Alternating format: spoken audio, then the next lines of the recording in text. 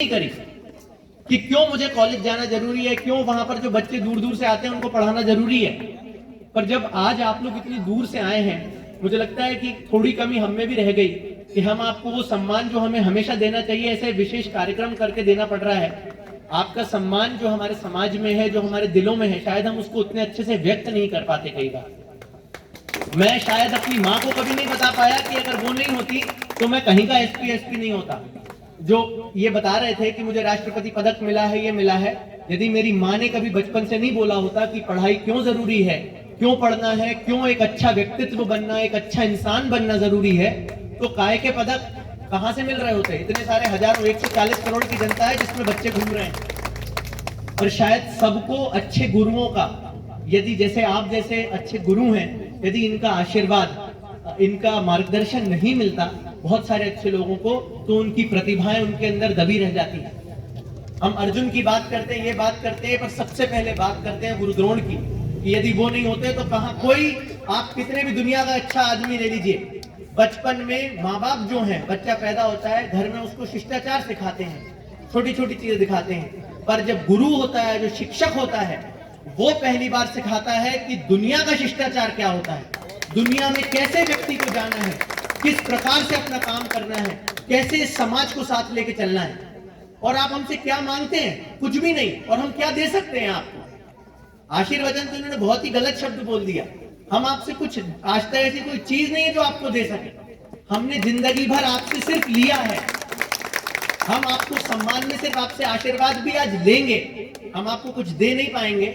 यहाँ इतने सारे शिक्षक बैठे हैं, वैसे गुरुओं का तो पैर पड़ के ही सम्मान होता है, तो मुझे लगता है कि आज माँ सरस्वती के चरण वंदना जब हमने की है, तो हम सब, मतलब मैं तो आप सभी के लिए उम्मीद करूंगा कि आप सबका आशीर्वाद हमें, जैसे आपने अपने इतने सारे बच्चों को, पाठकों को दिया है।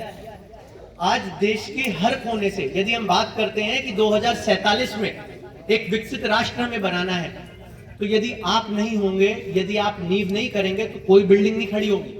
आप वो नींव हो जो नींव बना रहे हो, वो कारीगर हो जो अपनी पीठ पे इस देश के भविष्य का बोझ लेके चल रहे हो। और शायद हम कभी इस चीज को एहसास नहीं कर पाते, आपको उतना बता नहीं पाते।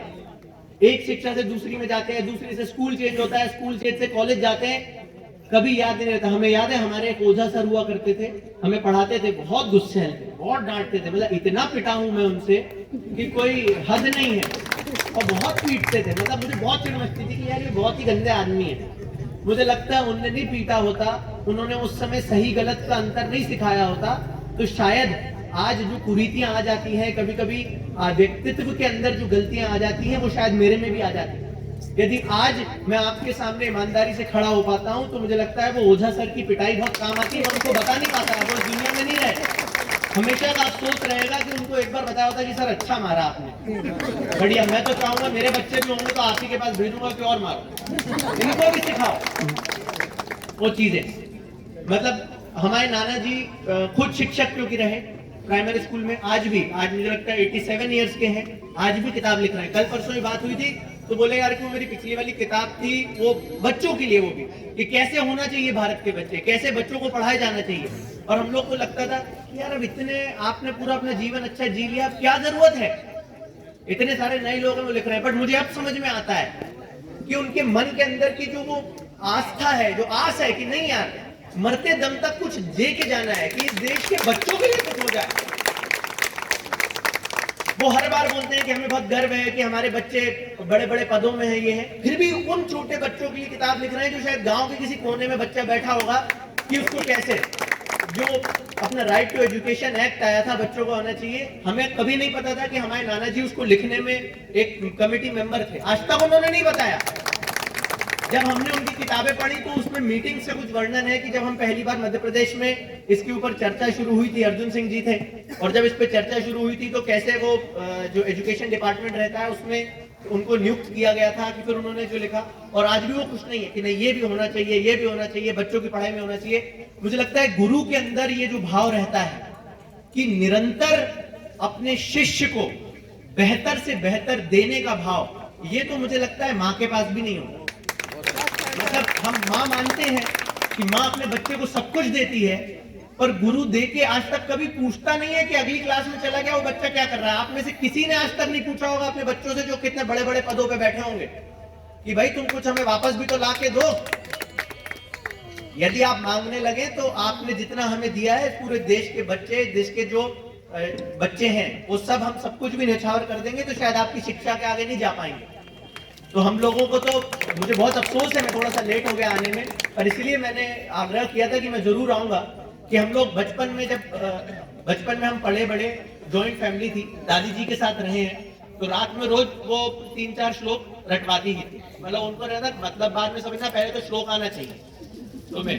तो गुरु ब्रह्मा गुरुर विष्णु गुरुर्देवो महेश्वरा गुरुर साक्षात परब्रह्मा तस्मै श्री गुरुदेव नमः। जब वो सिखाती थी मतलब नहीं पता था, नहीं समझ में भी नहीं आता था, पर यह था कि दादी ने बोला सोने से पहले 5 श्लोक गाने हैं, मतलब गाने हैं तो वो। पर आज समझ में आता है दुनिया जगह जगह ढूंढ रही है, कभी मंदिरों में ढूंढ रही है, कभी अलग जगह ढूंढ रही है, पर जिस ब्रह्मा को, जिस महेश को हम ढूंढना चाह रहे हैं वो स्कूल में हमारे सामने रोज आते हैं, रोज हमें डांटते हैं, रोज बेहतर आदमी बनाने का प्रयास करते हैं, कोशिश करते हैं।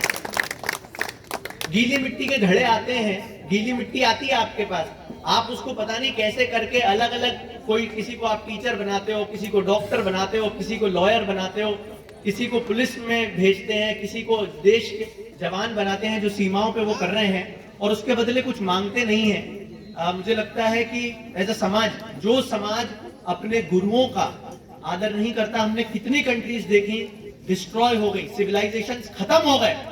यदि आपको सब कुछ देने वाला आपका शिक्षक, यदि आप उसका सम्मान नहीं करेंगे, उसके बारे में चिंता नहीं करेंगे, उसके बारे में सोचेंगे नहीं, आप उसको मन से, और शिक्षक ने तो आज तक कुछ नहीं मांगा, टूटा स्कूल भी होगा तो भी जाके शिक्षक पढ़ाएगा, कभी नहीं बोल रहा कि मेरे को स्मार्ट बोर्ड दो, मेरे को स्मार्ट वाली पेंसिल दो, मेरे को इंटरनेट कनेक्टिविटी दो, नहीं, जो सुविधा दे दी उसमें जाके पढ़ाना, वहां के बच्चों को बेहतर बनाना, जो चीजें मिल रही है वहां जाके, ऐसे जगह पे बच्चे, टीचर्स जो